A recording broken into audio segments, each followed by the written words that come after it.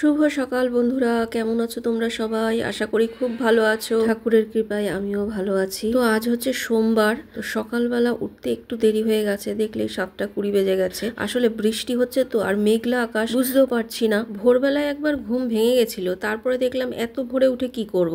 তারপরে দেখলাম ঠান্ডায় ঠান্ডায় কখন যে চোখটা লেগে গেছে বুঝতেও পারিনি। আর আজকে সোমবার বলে শানের জিম বন্ধ আছে, ওই জন্য ও যায়ও নি।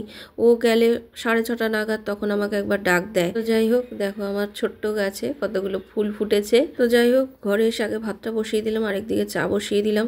এবার ফ্রিজে কিছু কিছু রান্না রয়েছে, সেগুলো আমি বার করে নেব। তো দেখো বার করে নিয়েছি। তো এখানে কি আছে প্রথমে দেখাচ্ছে। একটু ডাল সিদ্ধ রয়েছে, কালকে বেশি করে একটু ডাল সিদ্ধ করেছিলাম, কালকে তো একটা দিয়ে খেয়েছি, আজকে এইটুখানি রয়েছে, এটা অন্য কিছু দিয়ে করে নেব। আর এটা হচ্ছে আলু পটল দিয়ে চিংড়ি মাছ দিয়ে করেছি, কালকে রাত্রিবেলা রুটি দিয়ে খেয়েছে, আর এতটা বেশি হয়েছিল সেটাই রেখে দিয়েছিলাম সকালকার জন্য। আর এখানে দেখো মোচার ঘন্ট রয়েছে, সেদিন যে বাপের বাড়ি গেছিলাম মা এটা দিয়ে দিয়েছিল, আমি একটু কচুর শাক নিয়ে গেছিলাম, মা আবার এটা দিয়ে দিয়েছে। আর কালকে সন্ধ্যাবেলার টিফিনে চাউমিন করেছিলাম, এগ চাউমিন, তা সোনু কালকে খাইনি, ওটা বার করে নিলাম, আজকে ওকে টিফিনে দিয়ে দেবো গরম করে। তো এদিকে দেখো চাটা চাপা দিয়ে রেখেছিলাম, চাটা ছেঁকে নি, আর এক এক করে সবকিছু গরম করে নিলাম। মোচার ঘন্ট, আলু পটল দিয়ে চিংড়ি মাছ, আর ডালটা দেখো এমনি সোমবার দিয়েছি, কালো জিরে আর রাঁধুনি, শুকনো লঙ্কা, একটা ডিম পোচো করে নিলাম। চাউমিনটা গরম করে বক্সে ঢুকিয়ে দিলাম। আর আজকে না ছাতু নেই, ওই জন্য ওকে বললাম তুই কেক আছে, কেক খেয়ে যা। তো এক পিসই খেয়েছে, আর চাউমিন রয়েছে বলে আজকে বললো ফলও দিতে না। তো আমি খাবারগুলো বেড়ে নিয়ে একে একে সবগুলো গুছিয়ে দিলাম। তো এইগুলো গুছিয়ে দিতে দিতে কর্পোরেশনের গাড়িও চলে এসছে। তো ময়লাগুলো ফেলে একেবারে পাম্পটা চালিয়ে দিলাম, পাম্পটা চালিয়ে জল ভরে নিয়ে সিঁড়িটা ধুয়ে দিলাম। সোনু এদিকে রেডি হয়ে গেছে, ওর বাবাকে বললো তাহলে তুমি একটু দিয়ে আসো। আমি এবার আমার হাজবেন্ডকে জিজ্ঞেস করলাম তুমি কি বাজার যাবে? ও বলে না, বৃষ্টি পড়ছে, যাব না। তারপরে দেখলো যে সোনুকে যেই দিয়ে আসতেই হবে, তাহলে একটু বাজার করেই নিয়ে আসি, আর ঠাকুরের ফুল ফল এটাও আনতে হবে। তবে সোনুকে দিয়ে যে ও বাজার করে নিয়ে আসবে সেটা কিন্তু আমাকে বলেনি।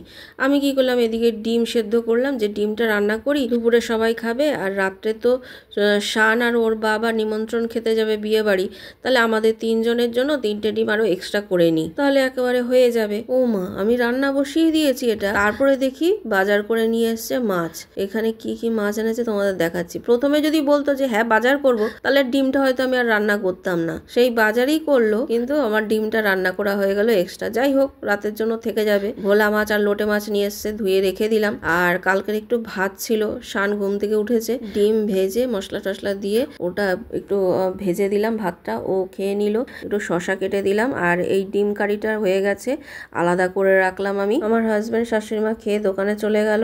তারপরে দেখো এই কিচেনে ক্যাবিনেটের যে ডোরগুলো, ওইগুলো একটু মুছে নিচ্ছি। ময়লা সেরকম হয়নি, কিন্তু তাও বর্ষাকাল তো কিরম যেন একটা স্যাঁতস্যাঁতে ভাব। এটা মুছে নিয়ে চলে গেলাম আবার ডাস্টবিনগুলো ধুতে, ধুয়ে নিয়ে আসলাম ডাস্টবিনগুলো। তো ওদিকে সেরে তারপরে আসলাম ঘর ঝাড় দিতে। আমি তো এদিকে ঘর ঝাড় দিচ্ছি, আর এর শান দেখো মুভি দেখছে, সিনেমা দেখছে। ঘরটা ঝাড় দিয়ে তারপরে একটু ঘরের যে মানি প্ল্যান্টটা যেটা জলের মধ্যে থাকে, ওটা জলটা একটু পাল্টে নিলাম। যেটা টবের মধ্যে মাটির মধ্যে বসানো, সেটার মধ্যে তো জল দেই, আর জলে যেটা রয়েছে ওটা মাঝে মাঝে জলটা পাল্টাই। আজকে আর ঘর মুছবো না, 2 বালতি রয়েছে বাথরুমে কাচার, এই কাচারগুলো ভেজাবো। কালকে যেরকম বাথরুম পরিষ্কার করেছি, বেসিন পরিষ্কার করেছি, সব দিন তো একই রকম ভাবে কাজ হয় না। না, আমি জানি আমাকে কাজগুলো করতে হবে, কিন্তু কখন কোন সময় করব সেটা নিজেকেই ঠিক করতে হবে। তো জামা কাপড় কেচে বেরিয়ে চলে এসেছি। তো শানকে বললাম তুই উপরে গিয়ে জামা কাপড়গুলো একটু মেলে দে, তো আমি এদিকে ঠাকুর পুজো করতে বসবো। ঠাকুরের বাসন মেজে নিয়েছি, আমি ভেবেছিলাম আমি মেলতে যাব, ঘর তো মুছে নি, তবে ঠাকুর ঘর কিন্তু আমি মুছে নিয়েছি। এদিকে ওরা বিয়ে বাড়ি যাবে বলে আমার হাজবেন্ড দোকানে গেছে, কিন্তু দুপুরবেলা চলে আসবে, এসে খাবে, তারপরে শানও খাবে। মোটামুটি 2টো 2:30টায় খেয়ে নিলে 4টের মধ্যে ওরা বেরিয়ে যেতে পারবে, দূরের রাস্তা, ওই জন্য একটু তাড়াহুড়ো করছিলাম। যাই হোক, ওরা 2:30টার সময় খেয়ে দিয়ে নিয়ে 4টের মধ্যে রেডি হয়ে গেছে। আর আমার বড় ননদও রেডি হয়ে গেছে, ওরা ফোন করেছিল। তবে বৃষ্টিটা এখন পড়ছে না, তা আমি বললাম ছাতা নিয়ে যেতে, কিন্তু ওরা ছাতা নিল না, জলের বোতলও নিল না। বর্ষাকাল, কখন যে বৃষ্টি নামে তার ঠিক আছে, ব্যাগ নিতে হবে বলে ছাতাও নেবে না। সকালে যেহেতু সোনু সাইকেল নেয়নি, গাড়ি করে দিয়ে এসেছিল ওর বাবা, ওই জন্য ওর বাবাকে বললাম তাহলে তুমি গাড়িটা দোকানে রেখে আসো, আর চাবিটাও রেখে এসো, সন্ধেবেলা আসার সময় তাহলে সোনু নিয়ে আসতে পারবে, নাহলে ওকে আবার রিক্সা করে আসতে হবে। তো ওই জন্য আমার হাজবেন্ড দুপুরবেলার গাড়ি আনেনি, ও রিক্সা করে চলে এসছে, আর গাড়িটা রেখে এসছে। শাশুড়ি মা তো বিয়েতে যাবে না বলে দোকানেই আছেন, বউ ভাতে যাবেন উনি। শান আর ওর বাবা চলে গেল। দেখো ওরা বেরোলো, আর কি বৃষ্টি নেমেছে।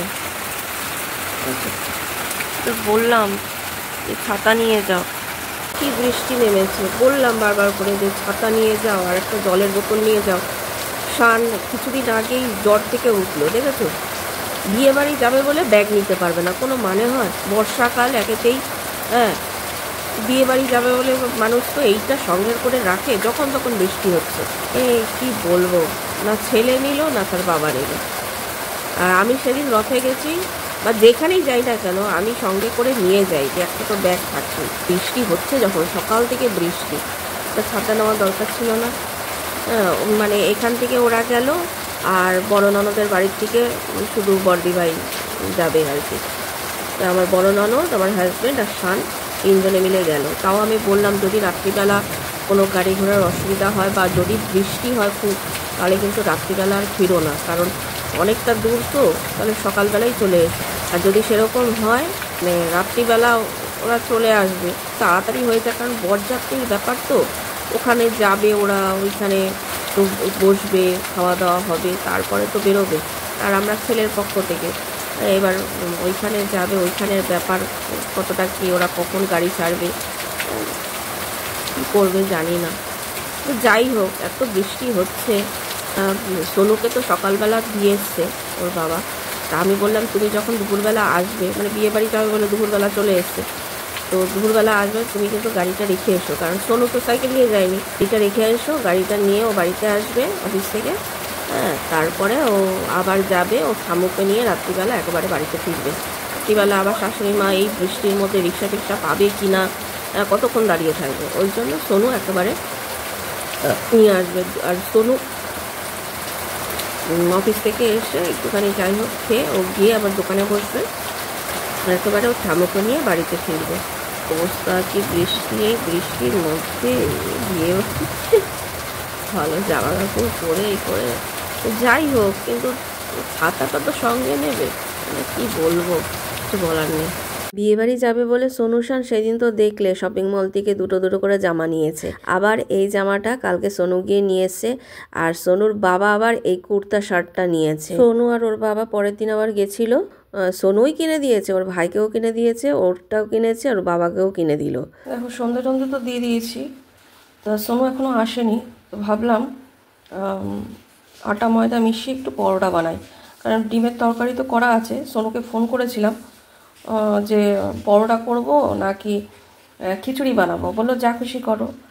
দেখলাম যে আমার শাশুড়ি আবার চালের জিনিস রাত্রিবেলা অত খেতে চায় না, একটু পরোটা মতনই বানাই, এই জন্য আটা ময়দা মিশিয়ে একটু মাখবো, পরোটা বানাবো। ওটা মেখে আমি লেচি করে রাখলাম, করে ঢেকে রাখি। ওটা তো মেখে রাখলাম, সোনুকে ফোন করলাম, 7:30 বেজে গেছে। তা আমি ভাবলাম এত বৃষ্টি হচ্ছে, কালকে এমনিতেও খবরে বলেছে যে ভারী বৃষ্টি হবে, সারাদিন ধরে বৃষ্টি হবে, তো ও বলে একটু দেরি হবে। ওকে ফোন করলাম যে তুই আসছিস না এখনো, বলে একটু দেরি হবে। তা আমার মাথায় ঢুকলো যে বৃষ্টি হচ্ছে যখন, এই দুবার করে আবার যাবে ওর ঠামুকে আনতে, মানে বাড়িতে আসবে আবার যাবে ঠামুকে আনতে, দুবার করে, আর রাস্তাটাও ভালো না বর্ষায়। তা আমি বললাম তোর যখন দেরি হবে তাহলে তুই ঠামুকে বল ফোন করে যে তুমি একটু আজকে তাড়াতাড়ি বন্ধ করে দাও দোকানটা, তাহলে একবারে তোমাকে নিয়ে বাড়িতে চলে আসবো, আর বেরোবো না, নাহলে ও এসে আবার বেরোতে হবে ওকে শুধুমাত্র ঠামুকে আনার জন্য।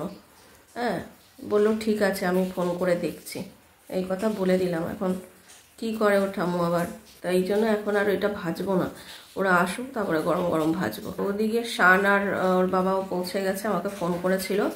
হ্যাঁ, আমাকে বলছে আমরা যখন বেরোলাম তখন তো পুরো পরিষ্কার, তখন তো বৃষ্টি ছিল না। আমি বললাম বৃষ্টি ছিল না, বর্ষাকাল বলা যায় কখন বৃষ্টি কখনই। আর খবর এত দেখো, খবরে মানে কালকেও বলে দিল যে বৃষ্টি হবে। হ্যাঁ, বলে ঠিক আছে আমরা ভিজিনি, চলে এসেছি, এখন রাত্রিবেলা আসবে কি আসবে না কে জানি না। যাই হোক, দেখো ঘরে বসে রয়েছি, টিফিন খাই বসে বসে, বৃষ্টিও পড়ছে, একটু পাঁপড় ভাজা করলাম, বাদাম ভাজলাম, আর এখানে একটা শুকনো লঙ্কা ভেজেছি, আর তার সঙ্গে একটু মুড়ি ভেজেছি। টিফিন তো খেলাম, এখন ফিল্টারে জল ঢালবো। কাজ কি আর শেষ হয়? কাজ শেষ হয় না। দেখো পরোটাগুলি এখন ভেজে নিচ্ছি, কারণ সোনু আর ওর ঠামু চলে এসছে 8:30টার সময়। আর সোনু যেহেতু অফিস থেকে এসে একেবারেই খেয়ে নেয় ও ফ্রেশ হয়ে নিয়ে, ওই জন্য এখনই ভেজে নিলাম পরোটাটা। এদিকে ডিমের তরকারিটাও গরম বসিয়ে দিয়েছি। আমি আর আমার শাশুড়ি মা পরেই খাবো 10টা নাগাদ, কিন্তু ও এখনই খেয়ে নেবে, ও আর রাত্রে কিছু খাবে না। দেখো 9টা বাজে, সোনুকে খেতে দিয়েছি আর মাও চলে এসছে, হাত পা ধুয়ে ওষুধটা খেয়েছে, একটু পরে খাবে, মানে খাবার আগে ওষুধ থাকে তো খেয়ে নিয়েছে, ওষুধটা একটু পরে খাবে। আর সার আর ওর বাবা বললো যে ওরা চলে আসবে, পিসি ওরা এখন খেতে বসছে, চলে আসবে রাত্রিবেলা, ক্যাব বুক করে চলে আসবে, রাত্রিবেলায় চলে আসবে।